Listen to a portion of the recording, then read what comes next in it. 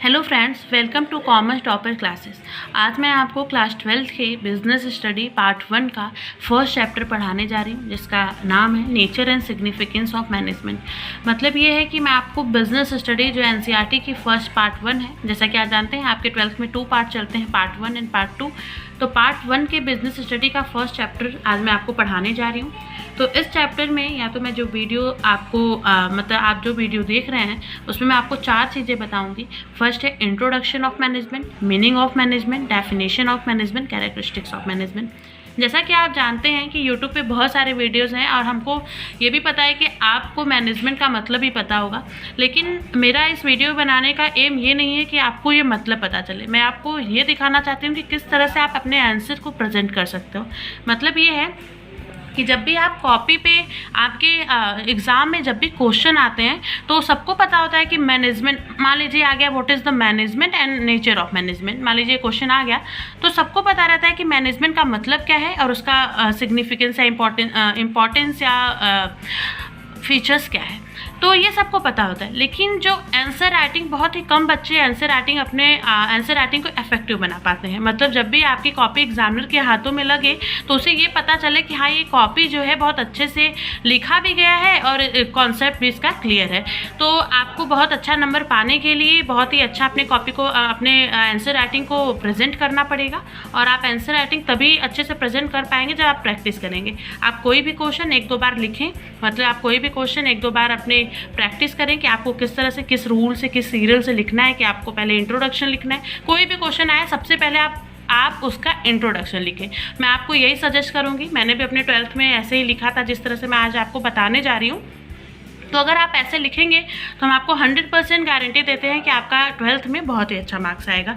तो मैं आपको सबसे पहले इंट्रोडक्शन, कोई भी क्वेश्चन आ जाए, बिजनेस स्टडी का हो, वो आपका इकोनॉमिक्स का हो, कोई भी चैप्टर का क्वेश्चन हो, आप सबसे पहले इंट्रोडक्शन से स्टार्ट किया करिए। और जब आप इंट्रोडक्शन लिखेंगे तो आपके जो एग्जामिनर जब कॉपी चेक करता है, आप सबसे पहले जब इंट्रोडक्शन लिखे रहते हैं तो उसका बहुत अच्छा असर पड़ता है। मतलब वो देखता है कि हाँ, बच्चे को आ रहा है। तो आप यहाँ से स्टार्ट कर सकते हैं। चलिए अब हम आपको इसका इंट्रोडक्शन बताएंगे। मतलब कि अगर nature and significance of management में मैनेजमेंट का सबसे पहले हम आपको इंट्रोडक्शन बताएंगे। इंट्रोडक्शन बताने से पहले मैं आपको ये बताना चाहती हूँ कि ये जो मैनेजमेंट है वो सारे जगह, मतलब हर जगह इसकी एप्लीकेबिलिटी है। मतलब अगर आप किसी स्कूल में हो, आप एक स्टूडेंट्स हो, आपका या तो बिजनेस हो या तो आप किसी भी स्टेज में, आप घर के मतलब आप घर के ओनर ही क्यों ना हो, अगर आप घर को चला रहे हैं, आप कोई स्कूल चला रहे हैं, कोई बिजनेस चला रहे हैं, तो आपको प्रॉपर मैनेजमेंट करना पड़ेगा। चलिए एक एग्जांपल के थ्रू मैं आपको बताती हूँ कि कैसे एक मैनेजमेंट, कोई भी किस तरह से अपने मैनेजमेंट को मैनेज करता है। देखिए, तो मान लीजिए एक 8th क्लास का लड़का है, 8th क्लास का एक लड़का है, उसे खेलना भी है और पढ़ना भी है, फ़ोन भी चलाना है। मान लीजिए अपने फ्रेंड्स या फैमिली के साथ उसको थोड़ा टाइम भी स्पेंड करना है। 4 चीज़ें उसे करनी है। मान लीजिए वो सुबह स्कूल जाता है, स्कूल से आता है और स्कूल आने के बाद उसके पास 3 घंटे बचते हैं। कोचिंग क्लास करता है, क्लास करने के बाद आता है तो उसे 3 घंटे पढ़ता है। तो जाके ये भी कह सकता है कि मेरे पास 3 घंटे बचते हैं यार, मैं उसमें क्या क्या करूँ। तो आप 3 घंटे में क्या क्या करेंगे, इसका सोल्यूशन आप तब नहीं दे पाते हो जब आपके पास प्रॉपर मैनेजमेंट नहीं होती है। मतलब ये है कि जब आप मैनेजमेंट का मैकेनिज्म ही नहीं जानते होंगे तो आपको नहीं पता होगा कि आप 3 घंटे में कैसे कैसे अपने सारे इंपॉर्टेंट काम को टाइम पे कर भी लो और आपका कोई काम भी ना छूटे। जैसे इसको सारी चीज़ करनी है, इसके लिए पढ़ाई भी इम्पॉर्टेंट है, खेलना भी इम्पॉर्टेंट है, और उसके पास काम कितना है, 3 घंटे है। ये लिमिटेड टाइम तो लिमिटेड है, लेकिन काम उसके बहुत ज़्यादा हैं और इसी 3 घंटे में उसको कंप्लीट करना है। तो देखिए, अगर आपको उस बंदे को, उस लड़के को अगर मैनेजमेंट प्रोसेस पता होगा तो उसी 3 घंटे में अपना सारा काम भी कर लेगा, कंप्लीट भी कर लेगा। मान लीजिए उसके पास 3 घंटे हैं, 1 घंटे वो अपने पढ़ाई पे देता है, आधे घंटे इस पे देता है, हाफ आवर इस पे देता है, हाफ इस पे देता है, तब भी उसके टाइम बचेंगे। वो सारा चीज़, मतलब मैं आपको ये बताना चाहती हूँ, आप यहाँ पे टाइम पे ध्यान नहीं दीजिएगा, मैं आपको बस ये बताना चाहती हूँ कि 3 घंटे उसके पास जो है उसमें अपना सारा इंपॉर्टेंट काम भी कर लेगा और बहुत ही हैप्पी भी रहेगा कि भाई मैंने जो भी मेरे इंपॉर्टेंट काम थे मैंने मैनेजमेंट के थ्रू सब कर लिया। आप देखते होंगे कि बहुत सारे बिजनेस ऑर्गेनाइजेशन है जो कि बहुत अच्छे लेवल पे हैं, बहुत अच्छे उनके मतलब अच्छे लेवल पे, उनकी गुडविल बहुत अच्छी है, उनके प्रॉफिट्स बहुत अच्छे हो रहे हैं, तो उनका ये अच्छा लेवल ये इनकी जो कामयाबी है बस एक चीज़ को दिखाती है कि उनके कंपनी का, उनके ऑर्गेनाइजेशन का मैनेजमेंट बहुत अच्छा है। तो मैं आपको इंट्रोडक्शन यहाँ पे, चलिए मैं जो लिखी हूँ आपको एक बार पढ़ के बताती हूँ। Management is essential for all organisation, big और स्मॉल। आपकी कंपनी छोटी है या तो आपकी कंपनी बड़ी है, उससे कुछ मैटर नहीं करता है। बस आपको जो मैनेजमेंट है वो हर लेवल पे होना चाहिए, वो कंपनी बड़ी हो या छोटी हो। प्रॉफिट और नॉन प्रॉफिट ऑर्गेनाइजेशन, आपके बिजनेस प्रॉफिट के लिए हो और नॉन प्रॉफिट ऑर्गेनाइजेशन, जैसा कि आप जानते हैं नॉन प्रॉफिट ऑर्गेनाइजेशन जैसे NGO वगैरह है, ये सब नॉन प्रॉफिट ऑर्गेनाइजेशन है जिसका कि मेन मोटो प्रॉफिट कमाना नहीं होता है, सोशल वेलफेयर होता है। तो प्रॉफिट एंड और नॉन प्रॉफिट और सर्विस और मैन्युफैक्चरिंग, वो कंपनी सर्विस की हो या मैन्युफैक्चरिंग की हो, मतलब कि वो सर्विस प्रोवाइड करती है या तो पूरी मैन्युफैक्चरिंग करती हो, मैनेजमेंट इज़ नेसेसरी।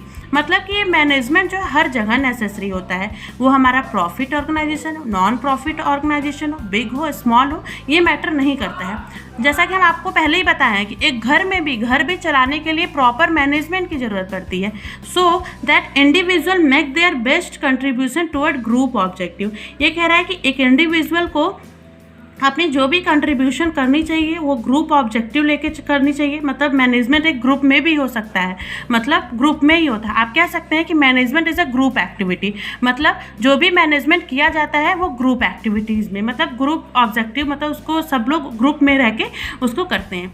चलिए मैं आपको, देखिए आप इंट्रोडक्शन लिखने के बाद अगर आप ये लिखते हैं तो ये बहुत ही अच्छा दिखता है और आपके एग्जामिनर जब भी आपकी कॉपी देखेंगे तो उनको बहुत ही अच्छा लगेगा कि बच्चे को नॉलेज है।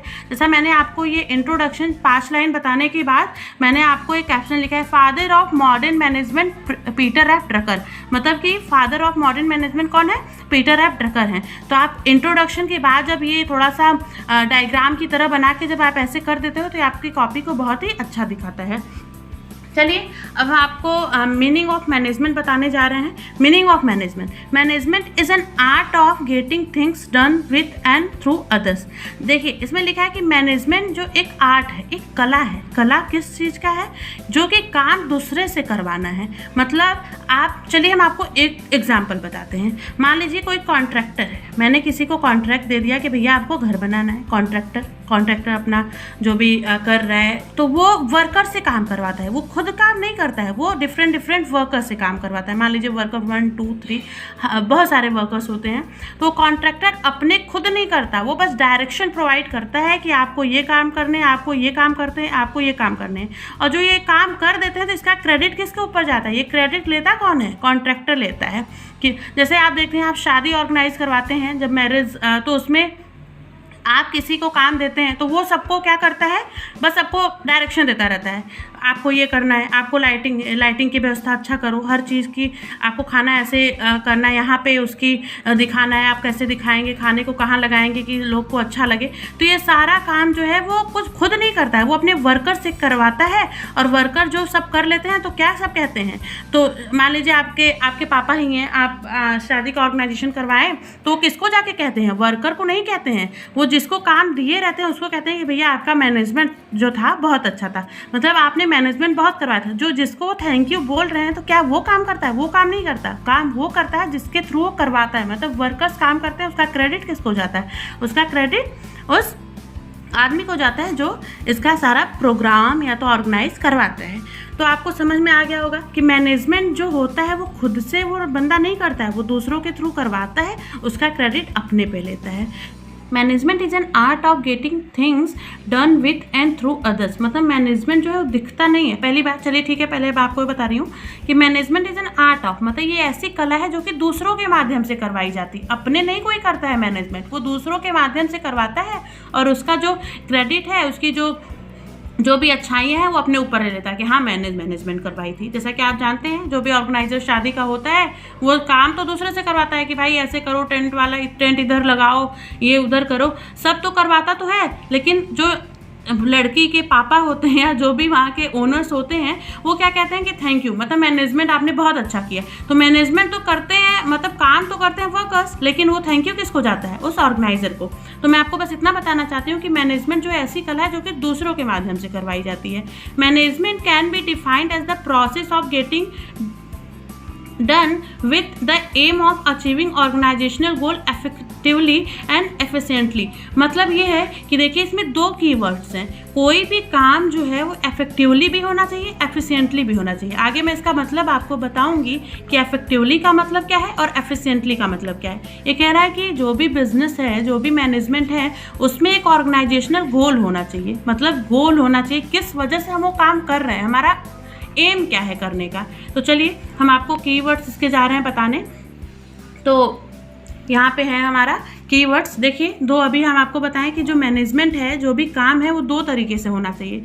Efficiency, optimum utilisation of resources. मान लीजिए आपको 500 रुपये दिए गए और आपको कहा गया कि आप उसमें 500 रुपये में 500 यूनिट बनाओ। तो 500 यूनिट आप बना रहे हैं 500 रुपये में, मतलब कि आप मान लीजिए 500 रुपये में 500 यूनिट बना लिए, तो आप उसका ऑप्टिमम यूटिलाइजेशन ऑफ रिसोर्स कर रहे हैं। लेकिन अब ऐसा नहीं है कि 500 रुपये में 500 यूनिट आपको बनाने के लिए बोला गया है और आप बना कब रहे हो, एक साल में आप उसको कंप्लीट कर रहे हो। तो मान लीजिए काम आपको एक ही महीने में करना था, आप उसको एक साल में कर रहे हैं, तो ऐसा नहीं चलेगा। बस एफिशिएंसी होना जरूरी नहीं है, एफिशिएंसी विथ इफेक्टिवनेस। मतलब आप कोई भी काम कर भी रहे हैं, ऑप्टिमम यूटिलाइजेशन ऑफ रिसोर्स भी कर रहे हैं, completing the work on time, और उसको प्रॉपर टाइम पे कर रहे हैं, ना इधर ना उधर। आप प्रॉपर टाइम पे जब कोई काम करते हैं तो उसको कहलाता है कि आपने एफिशिएंसी और इफेक्टिवली दोनों काम किया है। तो ये मैनेजमेंट के कीवर्ड्स थे। देखिए मैंने उसको अलग से हाईलाइट किया है, क्योंकि आप अगर इसको अलग से लिखेंगे तो आपका अच्छा ही इम्पैक्ट पड़ेगा। तो देखिए मैंने ऐसे लिखा है, आप भी ऐसे लिख सकते हैं। चलिए हम अपने अगले टर्म पे चलते हैं, कैरेक्टरिस्टिक्स ऑफ मैनेजमेंट। देखिए जो ये मैंने बनाया है इसको मैं अभी आपको नहीं बताऊंगी, पहले मैंने जो कैरेक्टरिस्टिक्स लिखा है मैंने आपको बता देना है, फिर मैं आपको ये बताऊंगी कि मैंने ये जो लिखा है ट्रिक्स, ये ट्रिक जो लिखा है मैंने, ये आपको किस तरह से यूज़ करना है। तो चलिए कैरेक्टरिस्टिक्स ऑफ मैनेजमेंट। जैसा आप जानते हैं कैरेक्टरिस्टिक्स और फीचर्स एक होता है। कैरेक्टरिस्टिक्स का मतलब ये है, मान लीजिए कोई आपकी कैरेक्टरिस्टिक्स पूछता है तो आप कहते हैं ना कि हमारे पास 2 कान है, 1 नाक है, तो आपके कैरेक्टरिस्टिक्स हो गए। अब एक मैनेजमेंट की कैरेक्टरिस्टिक्स क्या होती हैं, जो पहला है ये गोल ओरिएंटेड होना चाहिए, गोल ओरिएंटेड होना चाहिए। दूसरा परवेजिव होना चाहिए, मल्टी डायमेंशनल होना चाहिए, कंटिन्यूअस होना चाहिए, ग्रुप एक्टिविटी एंड इंटेंजिबल होना चाहिए। चलिए बारी बारी से मैं आपको बताती हूँ कि इसका मतलब क्या है। पहला है गोल ओरिएंटेड होना चाहिए। गोल ओरिएंटेड का मतलब ये है, कोई भी मैनेजमेंट, कोई भी बिजनेस में अगर आप मैनेजमेंट करते हैं तो उसका एक गोल होना चाहिए। मान लीजिए कोई रिटेल शॉप है, कोई रिटेल शॉप है, ठीक है, रिटेल शॉप है, तो उसका गोल क्या होता है कि उसको अपनी सेलिंग बढ़ानी होती है। या तो कोई कंपनी है अभी ग्रोइंग कर रही है, मतलब अभी नई कंपनी है, धीरे धीरे ग्रो कर रही है, तो उसको क्या है एक अच्छे लेवल पे पहुंचना है। तो एक कोई भी मैनेजमेंट करने के पीछे आपका प्रॉपर गोल होना चाहिए कि वाकई में आप करना क्या चाहते हैं, आप मैनेजमेंट क्यों कर रहे हैं, आपका प्रॉपर गोल क्या, आप किस गोल पे अपने, जैसे हम पढ़ रहे हैं कुछ बनने के लिए, मान लीजिए आप भी पढ़ रहे हैं 12th में अच्छा नंबर लाने के लिए, तो ये आपका गोल हो गया कि आपको अच्छे नंबर लाने हैं। चलिए तो गोल ओरिएंटेड मतलब मैनेजमेंट जो है प्रॉपर गोल ओरिएंटेड होना चाहिए। नहीं तो अगर आपका गोल ही कोई नहीं है तो आपका मैनेजमेंट करने से कोई फर्क नहीं पड़ेगा। आगे देखिए मैनेजमेंट इज ऑल परवेसिव। देखिए मैनेजमेंट हर, इसका परवेसिव का मतलब ये है कि applicable at all the stages, ठीक है। मतलब ये है कि जो मैनेजमेंट है वो हर लेवल पे होती है, वो आपका टॉप लेवल मैनेजमेंट हो, मिडिल लेवल मैनेजमेंट हो, या तो लोअर लेवल मैनेजमेंट हो, बिग कंपनी हो, स्मॉल कंपनी हो, वो आपका प्रॉफिट ऑर्गेनाइजेशन हो, नॉन प्रॉफिट ऑर्गेनाइजेशन हो, वो आपका मैनेजमेंट जो है हर लेवल पे लगता है। स्कूल हो, हॉस्पिटल हो, NGO है, हर लेवल पे या तो हर जगह इसकी एप्लीकेबिलिटी होती है। मतलब मैनेजमेंट हर जगह चाहता है, बिना मैनेजमेंट के आप कोई भी काम टाइम पे और optimum utilisation, full optimum utilisation के साथ नहीं कर सकते हैं। तो आपको मैंने बताया कि मैनेजमेंट इज ऑल परवेसिव। चलिए आगे हम थर्ड पे आते हैं, मैनेजमेंट इज मल्टी डायमेंशनल। देखिए मल्टी डायमेंशनल का मतलब इसमें 3 चीज़ आता है। पहला है वर्क, ठीक है, ऑपरेशन,